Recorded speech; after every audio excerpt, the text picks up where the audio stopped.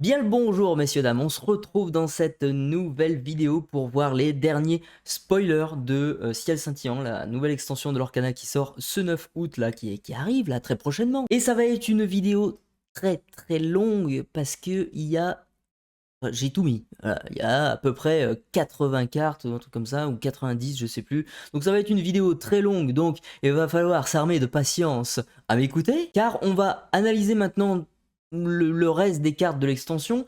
On va voir quelques enchantés également. On va pas toutes les voir, on garde un petit peu la surprise. Et puis bon, surtout, je vais faire une autre vidéo pour parler des enchantés. Parce qu'il y a des petites nouveautés hein, voilà, au niveau du foil et tout ça.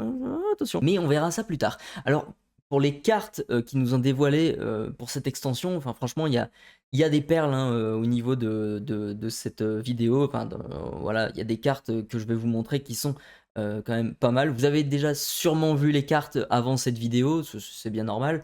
Je sais pas ce que vous en pensez vous, mais en tout cas moi je trouve que c'est l'une des meilleures extensions de l'Orcana depuis le 7.1. Là, franchement on a quand même pas mal de cartes légendaires, super rares ou même Unco et certaines communes qui sont quand même très fortes, qui nous offrent encore plus de possibilités dans le jeu.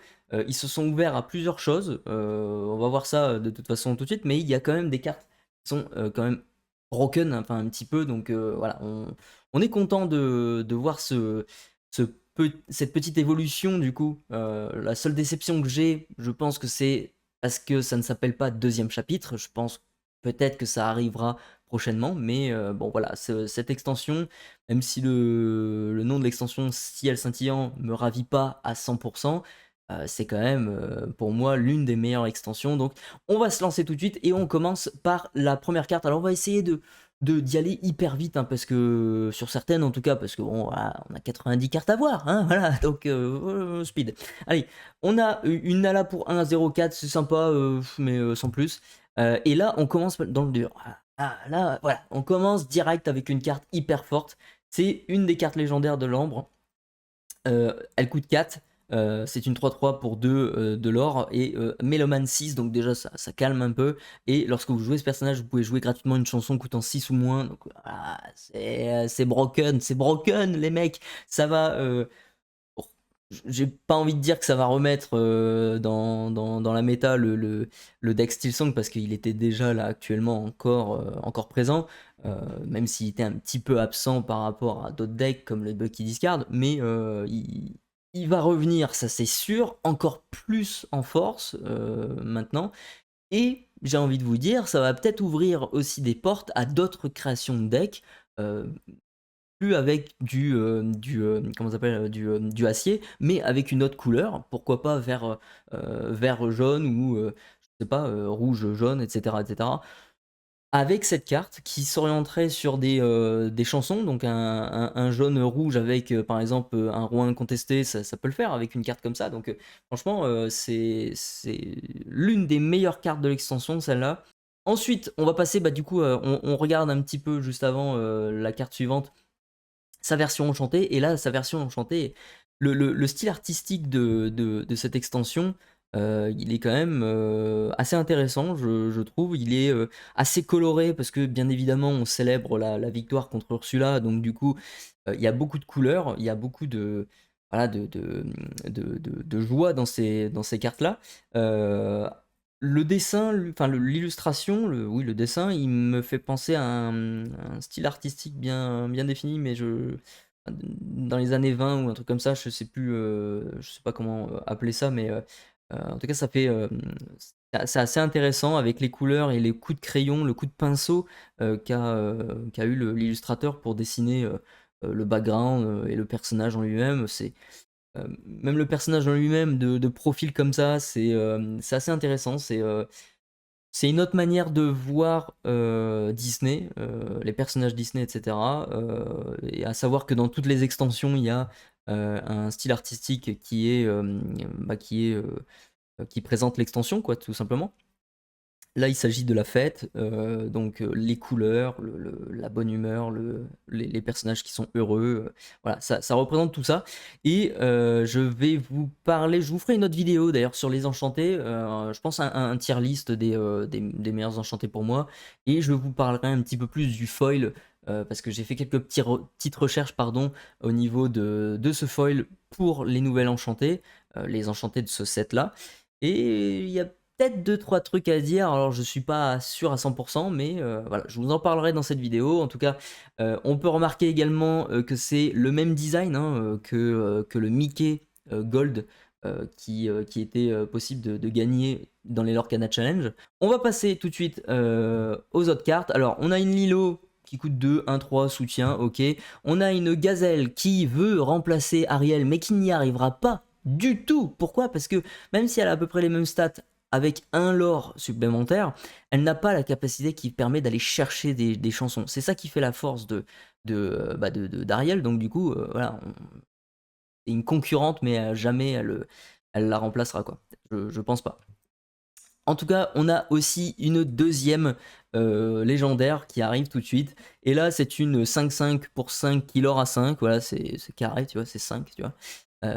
Et on a une Mirabelle Madrigal qui dit qu'on ne peut pas la jouer si on n'a pas 5 personnages en jeu. Et c'est là où c'est dommage, c'est nul, c'est vraiment nul. Vraiment, même, enfin, avoir 5 persos dans l'Orcana sur le board, c'est chaud, c'est compliqué. Hein. C'est pas tout de suite qu'on peut l'avoir. En tout cas, si on affaiblit bien notre adversaire, s'il a plus de cartes en main, etc.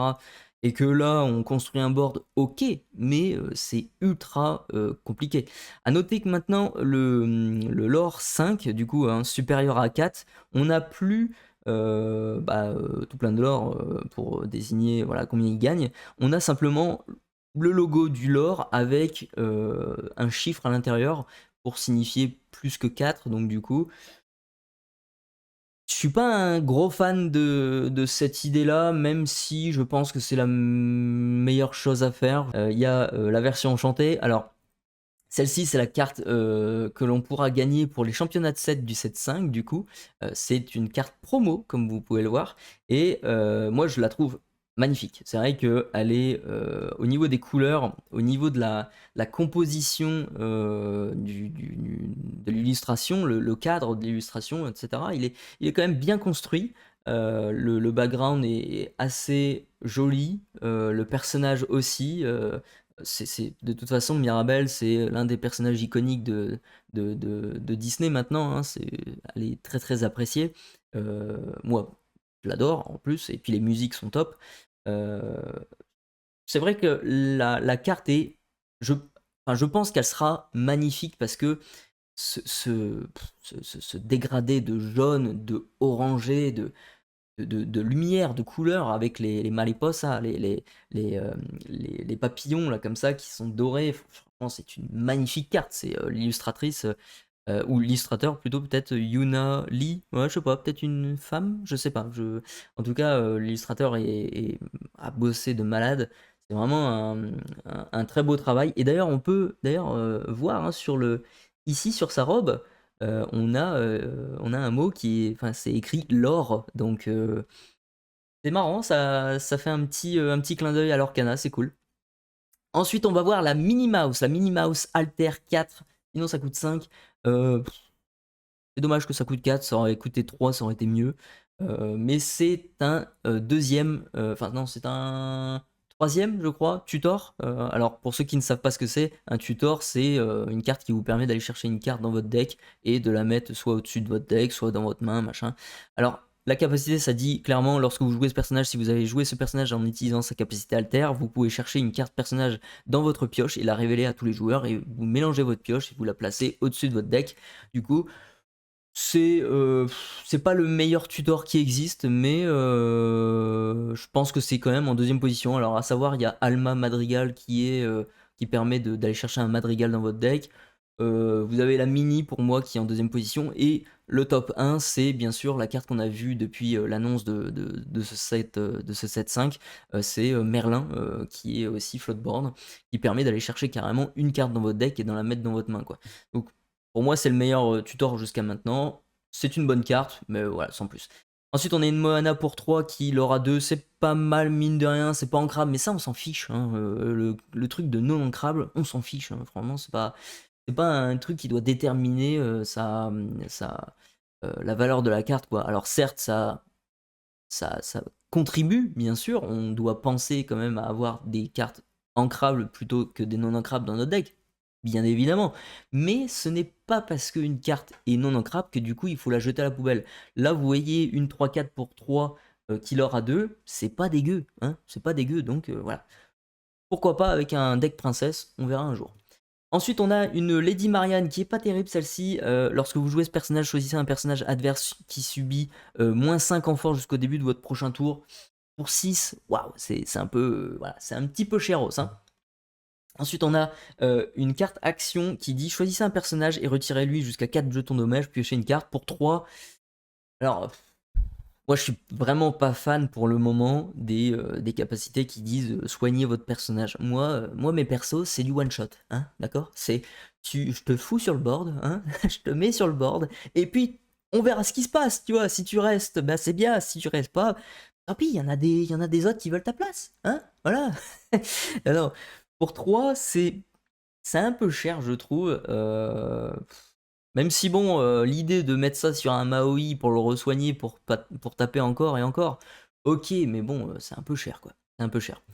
Ensuite, on a la première carte Réanimator, les mecs. La première carte Réanimator de l'Orcana, Revive. Ça, c'est cool. Ça, c'est vraiment cool. Alors, ça coûte un tout petit peu cher. Pour moi, j'aurais mis ça à 1 d'encre parce que finalement ça aurait été comme Magic Reanimate, voilà, pour ceux qui connaissent la carte pour 1 de mana, pour 1 d'encre pour l'Orcana, et eh bien vous me mettez un perso de votre choix de n'importe quelle défausse sur votre board, voilà, voilà c'est gratos, voilà, mais ça on verra ça peut-être plus tard, hein. C'est le début de l'Orcana, on y va mollo, voilà, c'est très bien.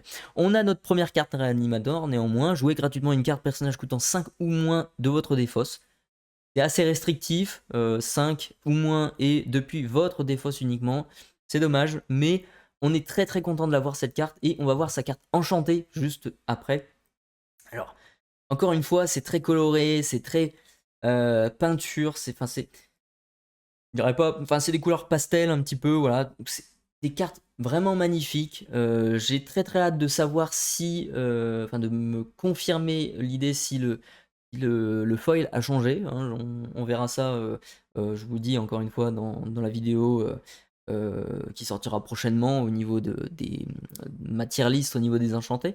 Mais en tout cas, je pense que si j'ai raison, si je pense savoir que le foil a changé, je pense que ces cartes-là seront magnifiques. Mais vraiment très très belles, même peut-être même plus belles que les enchantés qu'on avait jusqu'à maintenant avec le ink foil. Euh, j'ai très hâte de savoir. J'ai très hâte de savoir. En tout cas, c'est une très très belle carte. Ensuite, on a une chanson qui est pas terrible, hein. Vraiment pas terrible. Nommez une carte, reprenez en main toutes les cartes personnages avec ce nom de votre défausse. Pour 6, ouais, non, je suis vraiment pas emballé de reprendre toutes les. Enfin, après, ça peut aider, peut-être forcément, oui, pour un truc en particulier. En plus, si vous jouez également, oui, des decks tribal où vous avez que des Aladins par exemple dans le deck. Voilà, vous allez chercher vos Aladins et vous les remettez tous dans votre main, ok. Ou si ça peut comboter avec quelque chose, peut-être, je sais pas. On verra plus tard. En tout cas, cette carte-là est intéressante, mais pas fou non plus pour moi, je trouve. Et on a ensuite une carte objet qui dit au début de votre tour, si vous avez un personnage princesse ou reine en jeu, gagnez et un éclat de l'or, pardon. Épuisez, vous payez 2 encres, révélez la première carte de votre pioche. S'il s'agit d'une carte personnage princesse ou reine, vous pouvez l'ajouter à votre main, sinon remettez-la au-dessus de votre pioche. Un deck tribal, enfin, c'est une carte tribal pour les princesses et reines. C'est très bien. Après, au début de votre tour, si vous gagnez un de l'or tout le temps, tout le temps, tout le temps, ma foi, ça peut quand même monter assez rapidement, étant donné que les princesses l'or quand même assez bien, hein, je trouve. Il y a quand même des bonnes princesses qui l'or à 3, à 2 très régulièrement. Donc, une bonne carte à voir si un jour le deck princesse existe.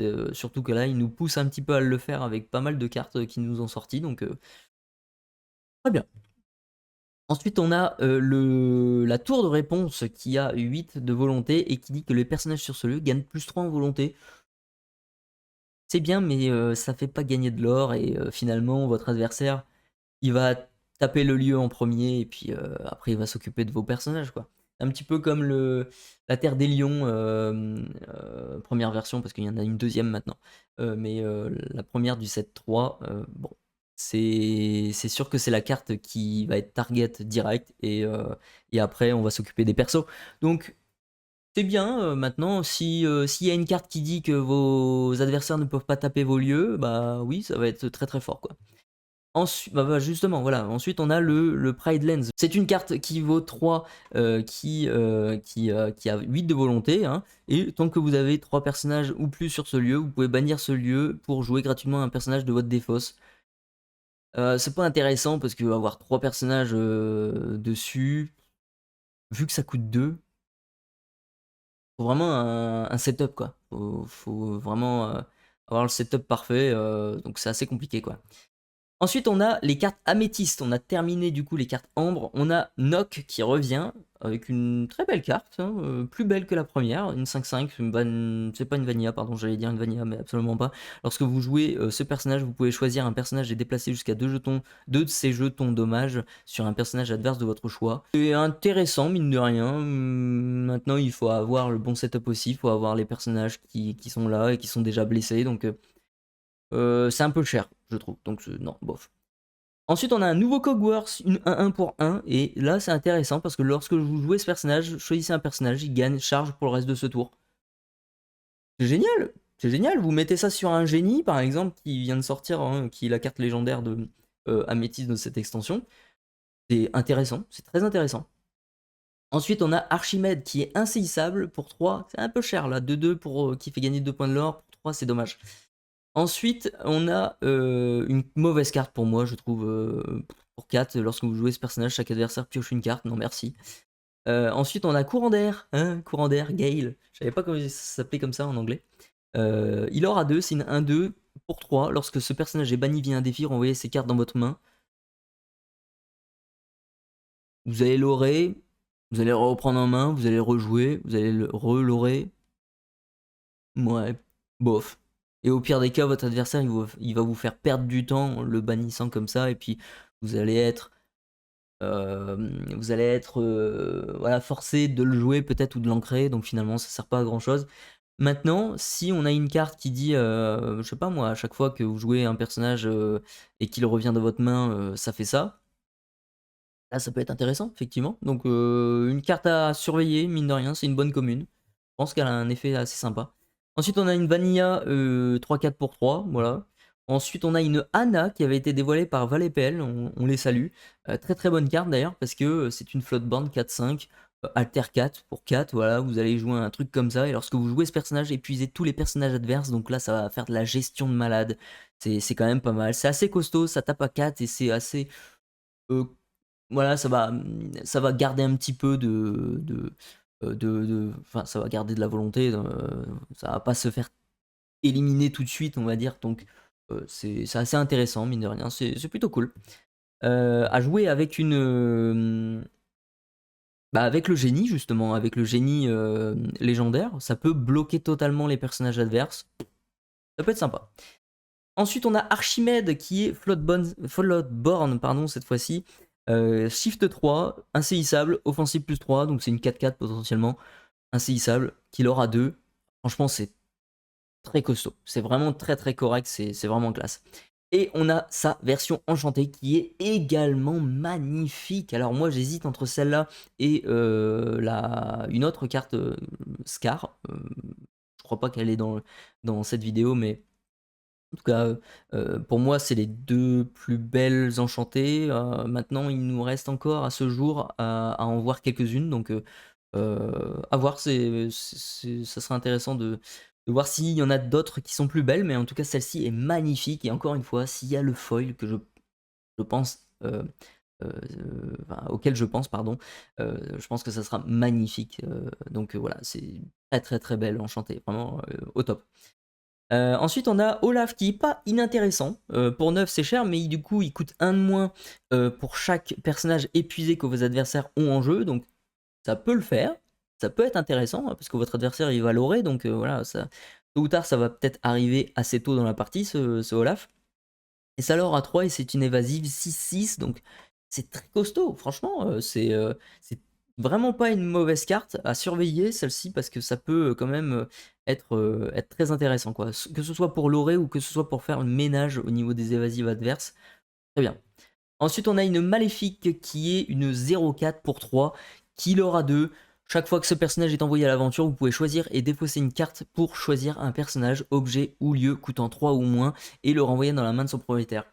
Dommage que c'est juste limité à coûtant 3 ou moins, parce que ça aurait été vraiment pété, quoi. Je sais pas si ça sera joué, honnêtement. Vous pouvez choisir, vous défausser une carte pour renvoyer un truc dans la main de votre adversaire, donc vous perdez une carte pour dire de renvoyer un truc à votre adversaire qui pourra rejouer et peut-être activer une nouvelle fois un effet. Je suis pas du tout convaincu. Ensuite, on a le King of Heart. Ouais. Ah, je me souvenais plus. Je me souvenais plus du tout qu'il y avait un roi. Oh. En même temps, le film, je l'ai pas trop regardé, quoi. C'est pas. Beaucoup vont m'attaquer, mais je pense pas que c'est l'un des meilleurs films Disney, quoi. De loin de là. Donc, on va s'attarder sur la carte, hein. Je veux pas m'attirer d'ennui. C'est une 1-4 pour 4 qui l'aura 2. On épuise le perso et choisissez un personnage épuisé. Il ne peut pas se redresser au début de son prochain tour. C'est bien, ça permet de bloquer au même titre qu'un génie. C'est sympathique, mais voilà, à voir. Cette mécanique-là, elle a l'air d'être assez présente dans cette extension. Pour la couleur améthyste, en tout cas, c'est de la gestion, c'est du contrôle. C'est plutôt pas mal d'avoir une carte comme ça. Maintenant, ça coûte un tout petit peu cher. Voilà. Ensuite, on a la dernière légendaire de l'améthyste, parce qu'on avait le génie, on avait déjà vu ça sur les précédentes vidéos. C'est une 3-7 pour 6, un peu cher 6, hein, mais c'est quand même pété. Attention, parce que chaque fois que ce personnage est envoyé à l'aventure, vous pouvez choisir un autre de vos personnages et gagner un nombre d'éclats de l'or égal à ces éclats de l'or à lui, et vous renvoyez ce personnage dans votre main. Donc pas celui-ci, mais... Alors attendez, j'ai un doute. Return that character to your hand. Oui, oui, c'est le personnage que vous avez choisi que vous devez remettre dans votre main. Lui, il va rester sur le board. Attention. Voilà, c'est assez clair. C'est vrai que si vous mettez, genre, par exemple, un Pinocchio, ou alors votre Pinocchio est déjà là. Voilà. Dans la situation idéale, votre Pinocchio est déjà là. Celui-ci est déjà sur le board aussi. Vous partez à l'aventure avec votre Pinocchio, vous gagnez 3. Vous partez à l'aventure avec Camillo Camillo Camillo. Y a pas un problème? Ah oui, c'est Camillo. Ah mais oui, je suis bête. C'est pas Bruno. Ben oui, mais moi je voyais Bruno. Absolument pas, c'est Camillo. Mais oui, parce que ça se voit, il se transforme et le réel Bruno, il est derrière. Oh, mais que je suis bête, que je suis bête. Dans ma tête, c'était Bruno, parce que forcément, je regarde que le gars qui est en face et basta. Non, non, effectivement, c'est Camilo. Alors, qu'est-ce que j'allais dire? Oui, vous partez à l'aventure avec votre Pinoc, vous gagnez 3. Vous partez à l'aventure avec Camilo, vous gagnez 1. Vous ciblez Pinoc, donc du coup, vous avez gagné 4. Vous gagnez encore 3, donc vous gagnez au total 7 de l'or, et vous rejouez juste derrière votre Pinocchio pour refaire le même schéma juste derrière, parce que il a 7 de volonté, donc pour aller le péter, ça va être assez compliqué, quoi. Donc, carte à surveiller néanmoins, carte assez intéressante. Si on lore aussi, enfin on choisit un personnage qui a 5 de l'or comme avec Mirabelle, ça fait quand même gagner 6 de l'or en un tour, c'est quand même pas rien, donc à surveiller. Ensuite, on a le Hypnotic Strength, c'est piocher une carte pour 2 et choisissez un personnage, il gagne offensive plus 2 pour le reste de ce tour. Euh, c'est quand même plus intéressant que les autres cartes qu'on a vues juste avant, pour piocher en tout cas. Euh, c'est pas dégueulasse. C'est pas dégueulasse. C'est pas mal. Franchement, Vous piochez, vous mettez Challenger +2 à un perso. Pour 2, c'est quand même pas mal. C'est une très bonne carte. Très bonne carte commune en tout cas. Ensuite, on a le Gathering Knowledge and Wisdom. Oh, ça c'est Gathering, Magic. Vous gagnez 2 de l'or pour 2. C'est pas ancrable, mais mine de rien, s'il y a des capas un jour qui disent voilà, rejouer la carte action ciblée ou des trucs comme ça peut être sympa. Hein. Vous gagnez 4 de l'or peut-être en un tour avec une carte ou deux. Ouais, je sais pas. Ça peut être intéressant à voir plus tard. Ensuite, on a Magical Aid. C'est choisissez un personnage, il gagne offensive +3. Lorsque ce personnage est banni via un défi, renvoyez cette carte dans votre main pour le reste de ce tour. C'est pas mal. C'est très intéressant. C'est un anti-bet en fait, ce truc-là. Dans les drafts des paquets scellés, c'est un truc que vous allez sélectionner pour agir en tant qu'anti-bet. Maintenant. Même dans un deck construit, c'est quand même une très bonne carte, ça permet de gérer n'importe quoi, et pourquoi pas sur un lapin, admettons, sur un lapin ça tape à 5, et en plus vous piochez, et vous piochez juste après parce que vous rejouez le lapin, c'est pas, non c'est pas nul, c'est vraiment très très bien. Ensuite on a la rétrosphère, alors on a, alors, est-ce qu'on a toutes les sphères? Je pense pas, je crois il nous manque la bleue. La jaune, on l'a pas, il me semble. La bleue, la verte, on... Hmm, je sais plus, je sais plus. Je sais qu'on a la Vitalisphère, ça c'est la rouge. On a la Fortisphère, je crois. Je sais plus, celle en acier. Et on a maintenant celle-ci, la Rétrosphère. Intéressant, on va voir ce que ça peut donner pour les autres. 2 encres pour celle-ci à payer. Alors, un encre +2 à payer pour activer la capa. Vous bannissez l'objet, choisissez à renvoyer un personnage, un objet ou lieu coûtant 3 ou moins dans la main de son propriétaire. Là, c'est beaucoup plus intéressant que l'autre carte qu'on avait vue. Mais mine de rien, ça coûte que 1. Vous mettez ça tour 1. Après, vous faites de la gestion pour plus tard. Non, c'est très bien. C'est une très bonne carte. Ensuite, on a du coup la carte qu'on avait eue dans le coffret de Illuminaire Quest d'Ursula. Mine de rien, une mauvaise carte. Enfin, 6 en encre déjà, et après il faut payer 2 pour piocher. Ça aurait été 6 en encre et gratuit, on peut piocher à tous les tours comme ça. Là, ça aurait été joué à 100%. Mais là, c'est un peu trop cher quoi. Ensuite, on a la librairie enfin la bibliothèque sûrement, qui va concurrencer entre guillemets le manoir, enfin le manoir, pardon, le château de la reine, excusez-moi. Là, ça coûte moins cher que le château, c'est plus résistant que le château, ça lore moins que le château, mais ça fait à peu près le même effet. Chaque fois qu'un personnage est banni sur ce lieu, vous pouvez piocher une carte. Donc mine de rien, est-ce qu'on préfère pas bannir nos persos, et de toute façon, tôt ou tard, ils vont être bannis par notre adversaire. Est-ce qu'on préfère pas ça que d'attendre le prochain tour pour dire de piocher? Parce que si notre adversaire gérait nos persos avec le château de la reine, bah on ne piochait pas, pardon, on gagnait que du lore. Là, cette fois-ci, il va s'occuper de nos persos, si c'est des persos assez embêtants, et c'est un piocheur immédiat, quoi. Donc, mine de rien, c'est quand même assez intéressant. Voilà, je pense pas que... Enfin, je pourrais pas dire si ça va complètement écraser le château, mais je pense absolument pas d'ailleurs, mais ça peut le concurrencer, ça peut le compléter, quoi. C'est assez intéressant. Ensuite, on va passer sur les cartes vertes. Et là, on a Shenzi, qui est une 2-3, qui a insaisissable. Et lorsqu'il défie un personnage blessé, ce personnage gagne +2 en force. C'est sympa, mais sans plus. On a Zazu qui a insaisissable. Premier Zazu? Je crois que c'est le premier Zazu, hein. Oui, oui, c'est le premier Zazu, les mecs. Donc, c'est très bien. On a un Zazu qui fait la fête, voilà, qui est impressionné par les couleurs dans le ciel. Oui. Une 3-5 insaisissable qui l'aura 2, c'est quand même très très bien. C'est une bonne carte. Ensuite, on a Ulf. Je savais pas qu'il s'appelait comme ça, lui. Ulf. Ilf. C'est une 4-3, ça l'aura 2. C'est un personnage qui ne peut pas être épuisé pour chanter des chansons. Logique, le mec, il peut pas parler. C'est nul. On a Ed, qui peut être intéressant, lui, une 2-3. Lorsque vous jouez ce personnage, vous pouvez choisir un personnage blessé uniquement. Là, c'est le malus. Et lui infliger 2 de dommages.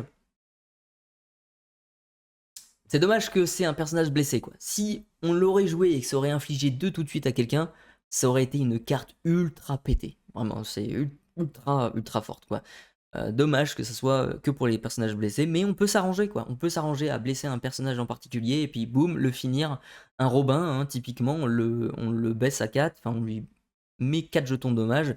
On joue ce truc-là, boum, il n'y a plus de Robin, et puis en plus il active pas sa capa. Ça peut être une bonne carte. Ensuite, on a Fauna, une Vanilla, qui l'aura 2, ok. On a ensuite une Clarabelle légendaire. Et bon, Clarabelle n'est pas non plus un personnage ultra aimé, je pense, dans l'univers de Disney. Mais c'est assez intéressant de la voir quand même. C'est une danseuse, il paraît, au sabot léger. C'est une Floodborn Alter 5. Et à la fin de votre tour, choisissez un adversaire, pardon. S'il a plus de cartes en main que vous piochez pour en avoir autant que lui. Ça peut être sympa. Qui avait été révélé par Maxi Lorcana, d'ailleurs, on lui fait coucou également. Très très bonne carte, honnêtement, de l'extension. Franchement, ça va vous permettre de piocher, surtout contre des decks qui sont ultra piocheurs. Ça va vous permettre d'avoir beaucoup plus de solutions qu'à la normale, quoi. Enfin, vous pourrez vous en sortir au même titre que votre adversaire, et ça c'est plutôt cool, donc à voir si ça sera joué. 5, c'est pas très cher, donc honnêtement ça me surprendrait pas, quoi. Ensuite on a Banzai qui est une Vanilla, plutôt cool, ça leur a 2 pour 2, une 3-2, c'est quand même des grosses stats, donc honnêtement, très très bonne carte, vraiment très très très très bonne carte. Ensuite on a Scroop, insaisissable pour 3, qui leur a 2, encore une fois c'est assez costaud, hein, ça va, c'est pas très costaud pour sa volonté, mais voilà, c'est raisonnable. Lorsque vous jouez ce personnage, vous pouvez choisir un personnage blessé et payer 3 d'encre pour le bannir. Encore une fois, une carte qui va fonctionner avec les personnages blessés de votre adversaire. Il faut un setup, tout ça, il faut s'arranger pour avoir toujours un cas de figure comme ça. En tout cas, c'est quand même bien aussi pour une carte middle et fin de game. Vous payez 6, globalement. Pour 6, vous avez un anti-bet et un perso évasive qui aura 2. C'est propre, c'est très très propre. Ensuite, on a une Anna légendaire qui est pas terrible. Je suis déçu par cette carte-là parce qu'on ne peut pas choisir plusieurs effets. On doit choisir juste un seul effet. C'est hyper dommage parce que ça nous dit bien, lorsque vous jouez ce personnage, vous pouvez payer 2 encres pour choisir entre eux. Enfin, to choose one en anglais, donc c'est juste en choisir un. Voilà. On peut pas faire, bah tiens, je paye au total voilà, 2, 4, 6, 7, 8, 9, je paye 9 et je fais toutes les capas, quoi. On peut pas faire ça, malheureusement, et c'est entre chaque adversaire choisi et défausse une carte, ou choisissez un personnage, il gagne plus de en force pour le reste de ce tour, ou choisissez un personnage blessé et encore bannissez-le. On a plusieurs capacités qui peuvent être intéressantes selon la situation dans laquelle on est. Donc c'est bien pour ce point-là. Maintenant, c'est vraiment une très mauvaise chose enfin, qu'on ne puisse pas activer 2 capacités ou 3 capacités, quoi. Donc c'est très décevant pour moi, je trouve. RN en tout cas, elle est diplomatique maintenant. C'est maintenant au tour de Banzai qui est une 2-2. Lorsque vous jouez ce personnage, vous pouvez choisir un personnage blessé et l'épuiser. Ça va dans le même courant que les autres. Alors, on sait que voilà, dans cette extension, il y a quand même pas mal la présence de Robin des Bois qui, voilà, qui fout des dommages par-ci par-là, qui joue avec ça. C'est la psycho du personnage Robin. C'est cool parce que c'est le lore, hein, c'est son arc, une flèche, ça fait un petit dégât, voilà. Et c'est plutôt cool. Donc on voit que c'est assez centré là-dessus. Maintenant, c'est pas non plus une super carte non plus. Voilà, c'est intéressant, mais sans plus, quoi. La mère Gothel, du coup, lorsque vous jouez ce personnage, vous pouvez payer 3 d'encre pour choisir un personnage et le renvoyer dans la main de son propriétaire. C'est une bonne carte middle game, encore une fois aussi, et fin de game, ça permet de gagner du temps, voilà. C'est pas que les personnages adverses, vous pouvez renvoyer un truc à vous, une goth ou un truc comme ça peut le faire. Intéressant, c'est très intéressant, c'est une bonne carte. Ensuite, on a encore une Shenzi. Ce personnage gagne plus 1 en force pour chaque autre personnage yen que vous avez en jeu. Ok. Tribalienne, voilà, c'est encore une fois, ça nous encourage à faire des decks comme ça. Chaque fois qu'un de vos personnages Yen défie un personnage blessé, vous gagnez 2 éclats de l'or. Voilà, ça marche beaucoup avec tout ça, quoi. C'est intéressant. Maintenant, il faudrait des Yens qui mettent des dommages. Voilà, ça serait intéressant. On a une Mergottle qui est cette fois-ci Floodborn, Alter 4, ok. Alors à 2, 4, 6, ok. Lorsque vous jouez ce personnage, chaque adversaire choisit un de ces personnages et renvoie cette carte dans sa main. Ça vous permet de ralentir votre adversaire. Vous avez un board qui se construit. Pourquoi pas? Oui, je suis pas un énorme fan, mais en même temps, quand même, c'est très intéressant. Je crache pas dessus, c'est quand même une très très bonne carte, je pense. Ensuite, on a Hypnotic Deduction. Ouh, l'illustration, ça c'est pour le lore. Je sortirai bientôt une vidéo sur le lore, ne vous inquiétez pas. Pour la capa, piochez 3 cartes, puis placez 2 cartes de votre main sur le dessus de votre pioche dans l'ordre dans l'ordre de votre choix, pardon. C'est bien pour 2, ça vous fait alors ça vous fait du card quality, pardon, ça vous fait pas du card advantage parce que vous allez payer une carte pour en piocher 3 mais en remettre 2 dans votre deck, donc du coup finalement vous avez quand même remplacé votre carte, quoi. Vous avez remplacé votre carte, ça permet de faire un petit peu de ménage, un petit peu de voir ce qui se prépare, etc., d'avoir un plan de jeu. C'est très bien. Et ensuite, on a une très très bonne carte, les amis. Ça, c'est un... Ah, j'allais dire un remplaçant à Bucky. Peut-être. Peut-être. Parce que c'est quand même une très très bonne carte de défausse. Pour 3, moi ça m'étonnerait pas que ça soit une carte qui soit ultra jouée, celle-là. Et je vais la jouer, je pense faire un deck là-dessus. Parce que c'est hyper intéressant. Déjà, vous payez un de moins si vous avez le Prince Jean en jeu. Alors oui, il n'y a pas de Prince Jean actuellement qui vaut 1 ou 2 de mémoire, en tout cas de ce que je me souviens. Même dans cette extension présente là, on a, je crois, que des Prince Jean qui coûtent 3 ou plus. Peut-être qu'un jour on en aura, donc ça pourrait être très bien, ça pourrait être très fort du coup, parce que tour 2, potentiellement vous pourrez jouer cette carte là.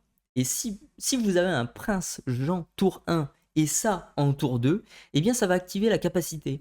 La deuxième capacité qui dit à la fin du tour de chaque adversaire, s'ils ont plus de 3 cartes en main, ils se défaussent jusqu'à ce qu'ils aient 3 cartes en main. Vous imaginez un truc comme ça tour 2, où votre adversaire il a à peu près 6 cartes, 7 cartes en main, et il ancre juste une carte, et qui doit se défausser de 3 cartes. C'est énorme, c'est un truc de malade. Cette carte est très très forte, enfin, c'est même d'ailleurs même pas que sur les premiers tours où ça pourrait faire mal, c'est même dans le courant de la partie. Dans le courant de la partie, si votre adversaire il prend quand même pas mal l'avantage à piocher, piocher, piocher énorme, il va se défausser énorme avec cette carte-là. C'est vraiment l'une de mes cartes préférées de l'extension également. C'est vraiment très très fort, quoi. C'est un truc de malade. Et ensuite, on a, ben justement, on en parlait tout à l'heure, on a la sphère verte maintenant, l'obscurosphère. Alors, pour 2 encres, vous payez 2, je veux dire, et vous bannissez cet objet, vos personnages gagnent hors d'atteinte jusqu'au début de votre prochain tour. Ça peut être très cool. Très sincèrement, ça peut être très cool pour protéger à un moment ou à un autre vos personnages. Donc voilà, moi j'approuve, c'est une bonne carte commune. Ensuite, on démarre avec la couleur rubis avec Maximus, qui est une très bonne carte à la fin de votre tour. Si l'un de vos personnages a 5 en force ou plus, vous gagnez 2 éclats d'or. Et s'il a 10 en force ou plus, vous gagnez 5 éclats de l'or, pardon. Donc à la fin de votre tour. Donc si vous mettez justement le petit Flynn du set 4, du coup, si vous mettez ce petit Flynn et ça, potentiellement, vous pouvez gagner quand même pas mal de l'or à tous les tours. Donc un qui va s'occuper du début de tour et un autre, celui-ci, qui va s'occuper de la fin de tour. C'est quand même plutôt pas mal. À voir si ça sera joué. C'est assez cher par contre, donc à voir. Ensuite, on a Daisy Duck qui est insaisissable, ok. On a le Ratigan qui dit que tant que ce personnage a des jetons de dommage sur lui, il gagne plus de en force. C'est un petit peu psychologique, voilà, Ratigan a depuis le début. C'est un peu des cartes comme ça qu'on a. Très bien, ouais, bof. Une Vanilla avec Pete. On a aussi Arthur qui a combattant. Ouais, c'est très fort. Ouais, j'allais zapper la carte, mais non, ça coûte 1. Ça coûte 1. P1, c'est là, et c'est une 2-3. Un piaf, un moineau. Un moineau novice qui est une 2-3 combattant. C'est très fort. c'est très très fort. Alors vous êtes obligé d'attaquer, vous êtes obligé de défier, pardon. Voilà, ok, mais c'est quand même une très bonne, très très bonne carte. Ensuite, on a un Donald qui dit chaque fois que ce personnage défie un autre personnage, chaque adversaire perd un éclat d'or. Un jour, il y aura un deck qui fait perdre uniquement du lore à votre adversaire tout le temps, tout le temps, tout le temps. Ça existera, ça, c'est sûr et certain. C'est pas mal. Un lieu, du coup, qui dit que tant que vous avez un personnage blessé sur ce lieu gagne plus 2 d'éclat de l'or, pardon.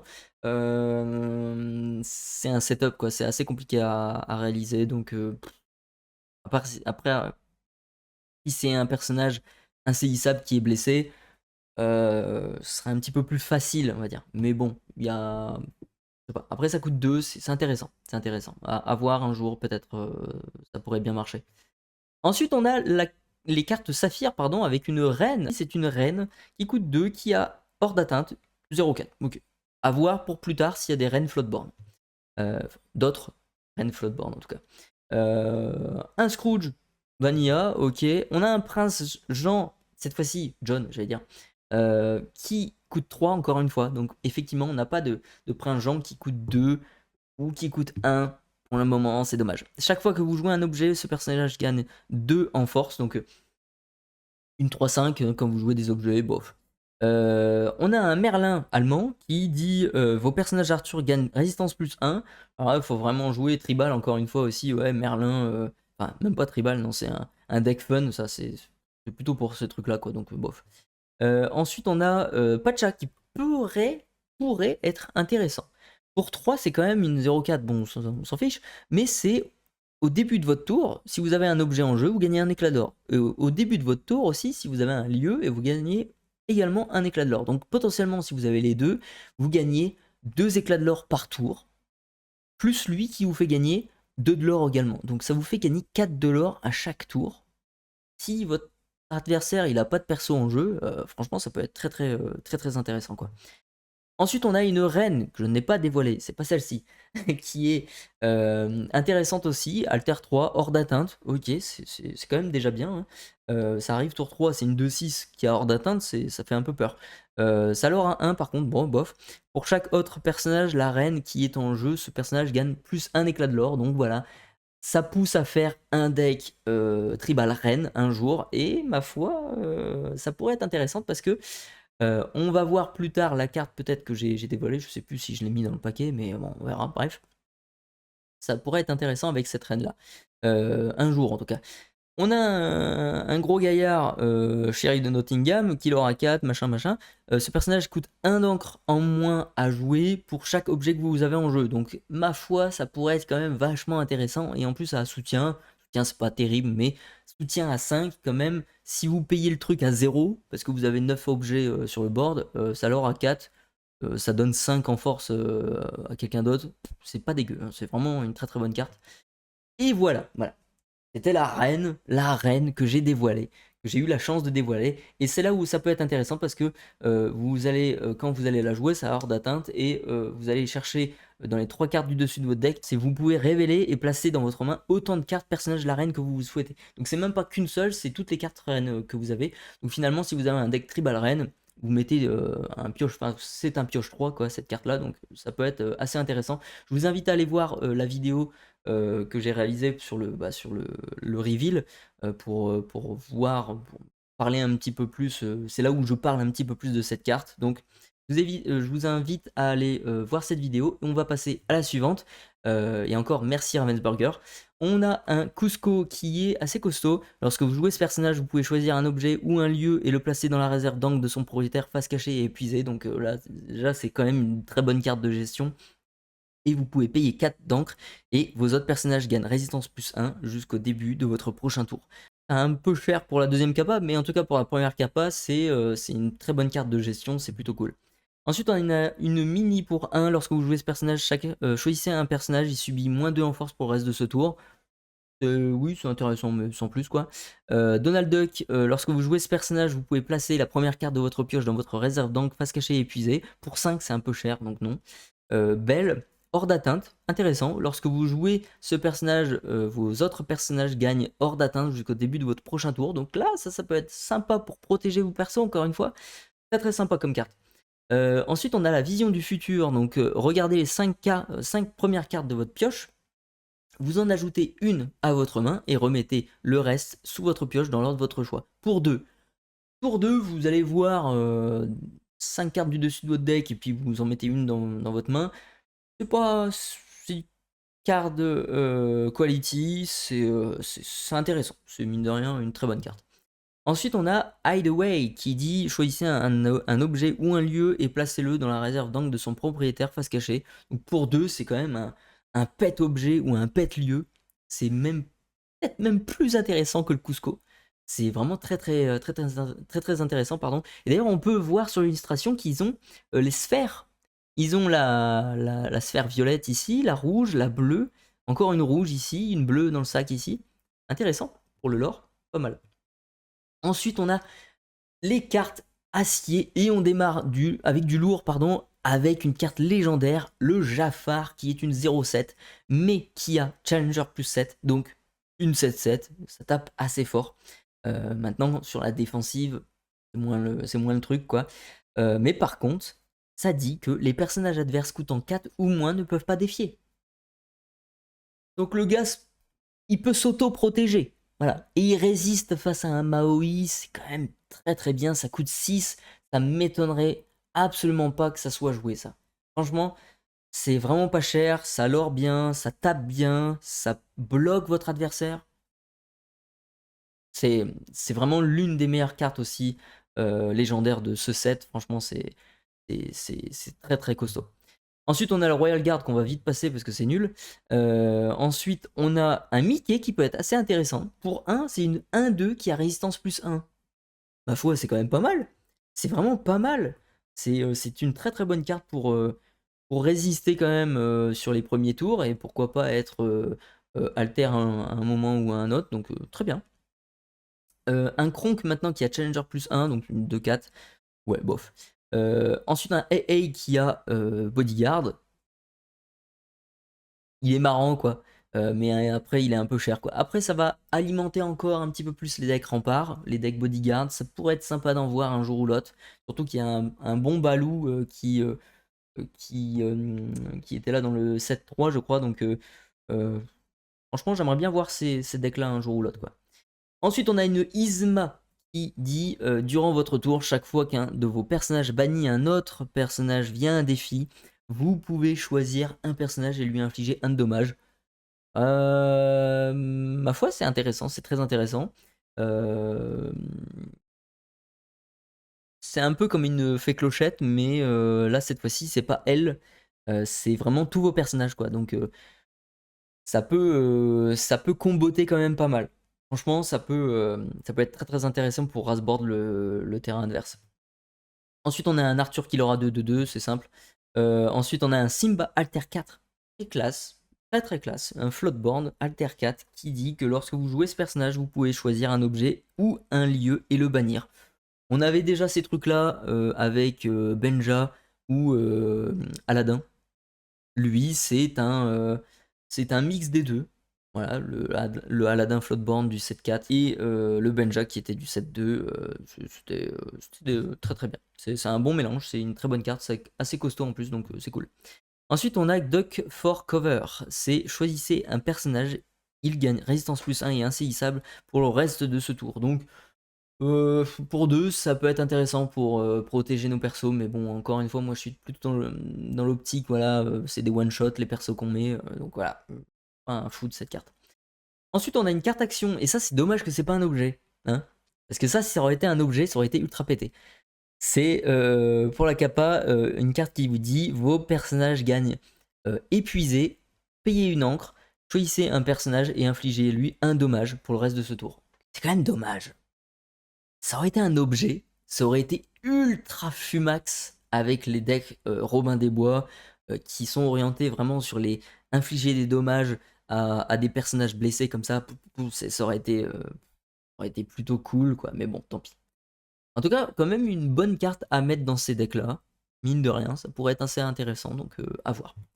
Ensuite, on a le bouclier d'Arendelle. Bannissez cet objet, choisissez un personnage, il gagne la résistance plus 1 jusqu'au début de votre prochain tour. Bon, intéressant, mais sans plus, quoi. Plate Armor, choisissez un personnage, il gagne résistance plus 2 jusqu'à votre au début de votre prochain tour. Donc là, on a quand même une carte beaucoup plus intéressante ici, mais ça coûte plus cher et c'est pas ancrable. Donc il faut faire un choix, il faut faire un choix. Et je crois que c'est la dernière carte de cette vidéo. C'était quand même assez long, hein, mais au moins on a tout vu dans une seule. C'est un lieu, les mines des 7 nains. C'est assez costaud mais sans plus non plus, c'est pas très cher. Durant votre tour, la première fois que vous déplacez un personnage sur ce lieu, vous pouvez choisir un personnage et lui infliger 1 dommage. Si le personnage déplacé est un chevalier, infligez 2 dommages à la place. Mine de rien, ça j'aime bien. J'aime beaucoup, alors bon, ça coûte 2 en coût de déplacement, donc voilà, c'est dommage que les chevaliers ne sont pas gratos pour le coût de déplacement, mais ça aurait été ultra fumé sinon. Je pense, ouais, non, ça aurait été même ban, parce que finalement, si vos chevaliers étaient gratos pour monter dans ce lieu-là, pardon, vous mettez 2 mines là comme ça côte à côte et vous avez un chevalier et vous faites gratos, gratos, gratos et ça envoie 2 de dommages, 2 de dommages, 2 de dommages. Ça aurait été non, ça aurait été une mauvaise idée. Ça aurait été nerfé à mort quoi. Donc c'est intéressant à voir, ça leur a un en plus. Bon, c'est moi j'aimerais bien faire un deck lieu action. Voilà, un deck full lieu action. Ça serait un rêve pour moi. Donc peut-être qu'un jour on verra ça. Et en tout cas, c'était la fin des spoilers de ce 7.5. C'était assez long, hein, vraiment assez dur de le faire cette vidéo. Je pense que ça va être plutôt un podcast qu'autre chose. Je pense que vous n'allez pas regarder la totalité du truc. Mais si vous êtes encore là jusqu'à la fin, eh bien merci à vous. C'est vraiment c'est une lettre d'amour que vous me faites là, hein, de me supporter jusqu'à ce moment-là. En tout cas, j'espère que cette série de vidéos vous a plu. Voilà, de découvrir un peu ces cartes-là. N'hésitez pas à me dire en commentaire ce que vous pensez de cette extension, des cartes de l'extension. Moi, je trouve que c'est, comme je vous l'ai dit au début, l'une des meilleures extensions qui existent depuis la création de l'Orcana. J'espère qu'ils vont rester sur cette pente-là, avec des cartes qui sont vraiment challengeantes, qui sont vraiment assez fortes, qui nous permettent de faire pas mal de decks. Et c'est juste dommage qu'ils ont nerfé un Bucky, alors qu'il y avait des solutions dans cette extension, mais ça on va pas revenir là-dessus, bref. N'hésitez pas à vous abonner et à lâcher un pouce vers le haut, bien sûr ça soutient la chaîne énormément, je vous en remercie très fortement. Sur ce, prenez soin de vous et à tantôt.